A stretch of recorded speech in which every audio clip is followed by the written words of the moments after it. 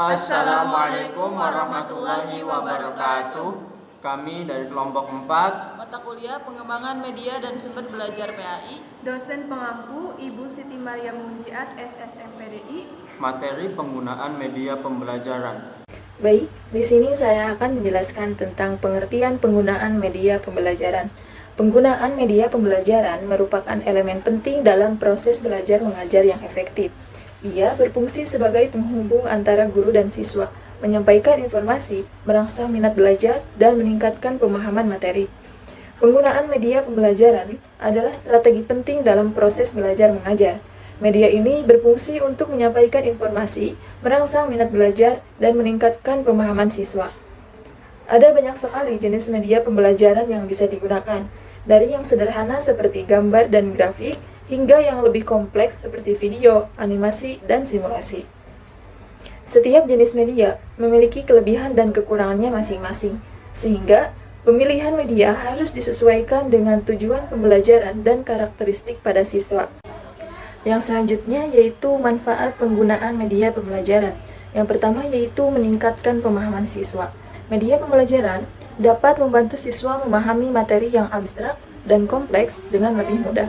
Misalnya, melalui video animasi, siswa dapat melihat proses terjadinya fotosintesis pada tanaman, padahal proses tersebut tidak dapat diamati secara langsung. Manfaat yang kedua yaitu meningkatkan motivasi siswa. Media pembelajaran yang menarik dan interaktif dapat meningkatkan motivasi siswa untuk belajar. Siswa akan lebih tertarik untuk mengikuti pelajaran jika mereka merasa terlibat dan aktif. Manfaat yang ketiga yaitu mengembangkan keterampilan siswa. Media pembelajaran dapat digunakan untuk mengembangkan berbagai keterampilan siswa, seperti keterampilan berpikir kritis, keterampilan memecahkan masalah, dan keterampilan komunikasi. Misalnya, melalui diskusi kelompok yang dipandu oleh video dokumenter, siswa dapat belajar untuk mengungkapkan pendapat, berargumentasi, dan menyimpulkan informasi. Adapun beberapa hal yang perlu diperhatikan dalam penggunaan media pembelajaran. Yang pertama yaitu pemilihan media harus sesuai dengan tujuan pembelajaran dan karakteristik siswa. Yang kedua, media harus digunakan secara efektif dan terintegrasi dengan kegiatan pembelajaran lainnya. Yang ketiga, guru harus mampu mengoperasikan dan memanfaatkan media dengan baik. Dan yang terakhir, media tidak boleh menjadi pengganti guru, tetapi harus digunakan sebagai alat bantu untuk meningkatkan efektivitas pembelajaran. Selanjutnya yaitu macam-macam penggunaan media pembelajaran pendidikan agama Islam. Salah satunya yaitu media visual. Di dalam media visual terdapat gambar ataupun foto. Gambar atau foto cocok untuk menjelaskan konsep abstrak, memperkuat ingatan, dan meningkatkan minat belajar. Contohnya foto masjid, ilustrasi kisah Nabi, foto ayat Al-Quran, diagram rukun Islam, dan lain sebagainya. Selanjutnya yaitu video. Video ini cocok untuk menampilkan kisah para nabi, ataupun ceramah ustadz, atau simulasi ibadah agar memberikan pengalaman belajar lebih nyata karena melihat langsung. Selanjutnya yaitu grafik. Grafik ini cocok untuk menyajikan informasi kompleks secara ringkas dan menarik. Dapat meningkatkan pemahaman konseptual. Contohnya grafik tentang rukun iman, sejarah Islam, tata cara wudhu, perbandingan mazhab dalam berpuasa, dan lain sebagainya. Selanjutnya yaitu media audio. Yang pertama yaitu audio Al-Quran. Ini cocok untuk membantu siswa belajar tajwid dan bacaan Al-Quran, dan dapat juga meningkatkan hafalan. Contohnya itu murotal Al-Quran, tadarus bersama, atau aplikasi murotal interaktif. Contoh selanjutnya itu nasyid islami. Ini cocok untuk menanamkan nilai-nilai Islam, meningkatkan kecintaan terhadap agama, membangun suasana belajar yang sangat menyenangkan karena bisa dinasyid ataupun sebagainya. Contohnya nasyid tentang Asmaul Husna, ketika dikasih nada ataupun lagu itu akan menjadi lebih menyenangkan. Selanjutnya, nama-nama nabi, nilai-nilai moral Islam, dan lain sebagainya.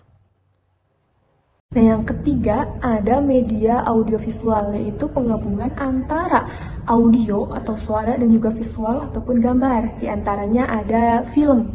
Nah, film ini digunakan sebagai sarana pembelajaran agar lebih menarik, lebih mudah dipahami. Seperti dalam pendidikan agama Islam itu ada materi mengenai sejarah Nabi dan Rasul. Di antaranya ada berbagai macam perang Khandaq, perang Ghazwa, dan lain sebagainya. Nah, dengan penayangan materi ini dikemas dalam bentuk film, maka para siswa akan lebih paham dan lebih mengerti akan materi yang disampaikan daripada hanya sekadar bercerita belaka. Nah, setelah penayangan film ini, maka bisa diadakan diskusi berupa tanya jawab akan materi ataupun film yang telah disampaikan, dan juga bisa diskusi dengan menanyakan alur-alur yang tadi sudah ditonton. Nah, dalam pemilihan film ini harus sesuai dengan materi yang akan dibahas dan juga sesuai dengan usia mereka. Tidak melenceng menonton hal-hal di luar pembelajaran. Nah, selanjutnya ada presentasi berupa presentasi multimedia. Nah, dalam presentasi ini adanya penayangan slide presentasi, slide pemaparan materi, dan juga ada penambahan seperti audio ataupun video singkat yang menjelaskan mengenai materi yang disampaikan dalam slide PowerPoint tersebut. Nah, contohnya seperti melakukan haji dan umroh.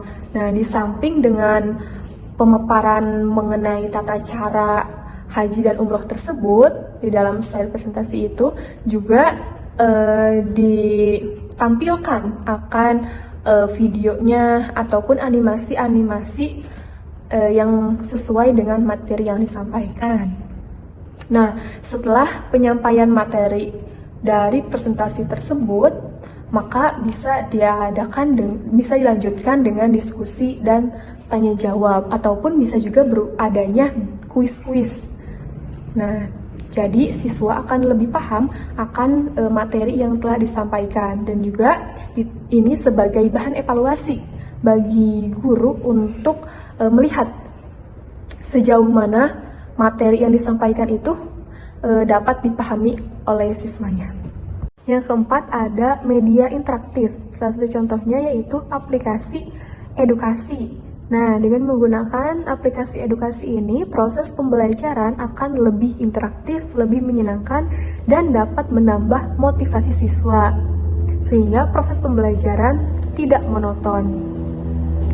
Nah, contoh dari aplikasi edukasi ini yaitu dengan adanya games. Nah, games ini dapat dilakukan untuk menunjang sejauh mana proses belajar mengajar dapat dipahami oleh siswa, materi yang telah disampaikan ataupun proses diskusi mengenai materi itu dapat dipahami atau belum. Yang kelima ada media realia. Nah, media ini yaitu menggunakan alat peraga sesuai dengan materi yang akan disampaikan. Nah, dalam pendidikan agama Islam sendiri banyak sekali contoh-contohnya, seperti peragaan tata cara berwudu itu seperti apa. Nah, dapat dipraktekkan langsung di dalam kelas dari awal sampai akhir bagaimana. Nah, ada juga yang memakai alat bantu, alat lain, alat peraga seperti pemakaian kain ihram. Nah, dalam pemakaian kain ihram sendiri dapat diperagakan di depan kelas dengan membawa kain ihramnya dan mempraktekkan bagaimana pengaplikasiannya, pemakaiannya secara langsung, sehingga murid dapat lebih memahami bagaimana mempraktekannya. Nah, setelah materi tersebut disampaikan, nah seorang murid dapat mempraktekannya sendiri. Sekian pemaparan materi dari kelompok kami. Salah kurangnya mohon maaf. Wassalamualaikum warahmatullahi wabarakatuh.